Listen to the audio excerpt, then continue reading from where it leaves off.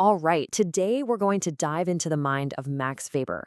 He's one of the founding fathers of modern sociology, and he had this big idea that we've built an invisible cage around our own lives. Sounds intense, right? Let's get into it. You know that feeling, right? You're filling out some endless form, you're trying to talk to a real person on the phone, but you're just stuck in an automated menu. It's that feeling of following rules that just don't seem to make any real sense. Well, it turns out that feeling isn't new. Max Weber was diagnosing exactly why we feel this way more than a century ago. This quote really gets to the heart of it. Weber saw this huge contradiction taking shape. On one hand, we were getting so technologically advanced, so civilized, but he asked, at what cost? Are we losing something essential along the way? That chilling question is really what we're going to unpack. Okay, so if you want to get a handle on Weber's whole way of thinking, there's one word you absolutely have to know, and that word is rationalization. For him, this wasn't just a concept, it was the concept. It was the master key to understanding pretty much everything about the modern world. So what does rationalization actually mean? Well, think of it like this. It's this huge historical pivot in how we as a society operate. We stop doing things just because, that's how we've always done it, based on tradition or superstition or just gut feelings. Instead, we started obsessing over a single question. What is the most logical, most calculated, most efficient way to get this done? And you can see that shift right here.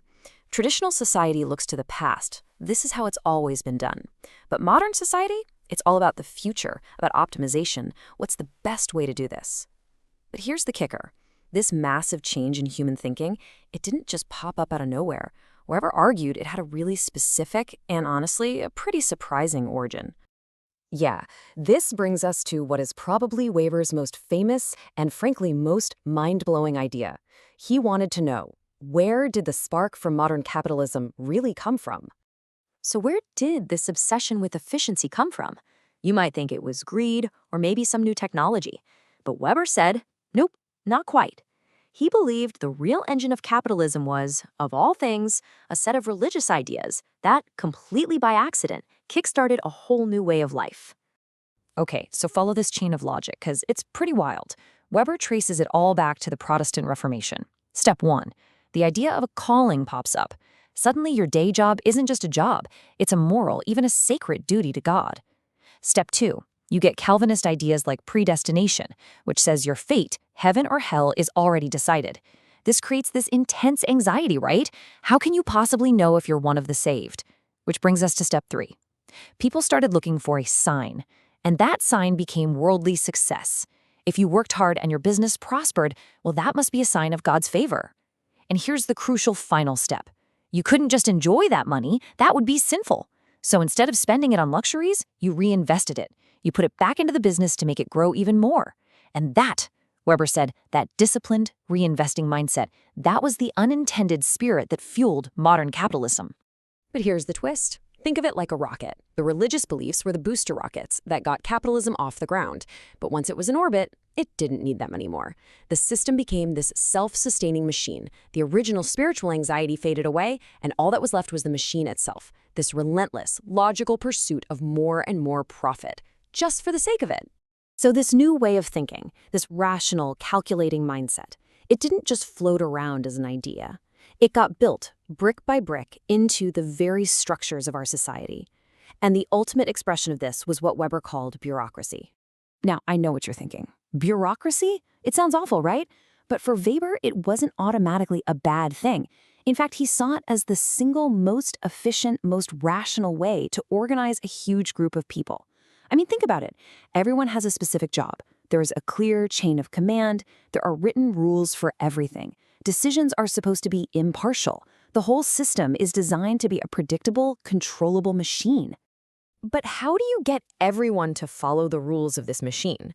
You can't just have a king yelling, "Off with their heads," anymore. For a system like this to actually function, people have to believe in it. They have to see it as a legitimate form of authority. So Weber lays out 3 basic ways leaders get people to follow them. First, you have traditional authority. We obey the king because, well, his family has always been in charge. Then you have charismatic authority. We follow a revolutionary leader because there's just something special and captivating about them. But our modern world, Weber said, runs on a third type, rational legal authority. We don't obey the president because he's him, we obey the office of the presidency. We follow the rules, not the ruler. And that belief in the system, in the law, is the fuel that makes the entire bureaucratic machine run. And this is where Weber's analysis takes a much darker turn, because he started to ask what happens when this rational, efficient bureaucratic system takes over everything? What's the downside? This leads us to his most famous and, frankly, most chilling metaphor. He called it the disenchantment of the world. The idea is that as everything becomes explainable, calculated, and predictable, the world loses its sense of magic, its mystery, maybe even its meaning. We gain incredible efficiency, but we pay for it with our sense of wonder. And this is the result. We end up trapped in what's famously called the iron cage. It's this metaphor for our modern condition, where our lives are dominated by these rigid, impersonal systems.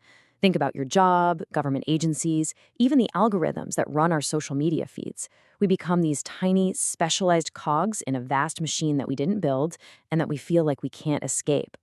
But it gets even deeper. The term iron cage is actually a translation. The original German is more like a shell as hard as steel. And that little difference is huge. A cage is something that's outside of you, trapping you. But a shell? A shell is something that grows around you, becoming a part of you. And that was Weber's real fear. Not just that the system was imprisoning us, but that it was fundamentally changing our souls, making us harder and less human on the inside. So, let's step back. We're talking about ideas that are over 100 years old. Why do they still hit so hard today? Why does Max Weber feel more relevant than ever? I think it's because he absolutely nailed the central tension of modern life.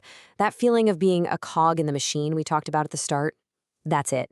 It's the constant tug of war between the system's demand for efficiency and our very human need for freedom, for individuality, for meaning. We're all looking for purpose in a world that often seems designed to stamp it out. And the thing about Weber is he never gave us an easy way out. He wasn't a revolutionary with a 10-point plan. He was a diagnostician. He just showed us the bars of the cage we built for ourselves with incredible, almost painful clarity. And in doing so, he left the biggest question of all for us to answer. Now that we see the cage, what, if anything, are we going to do about it?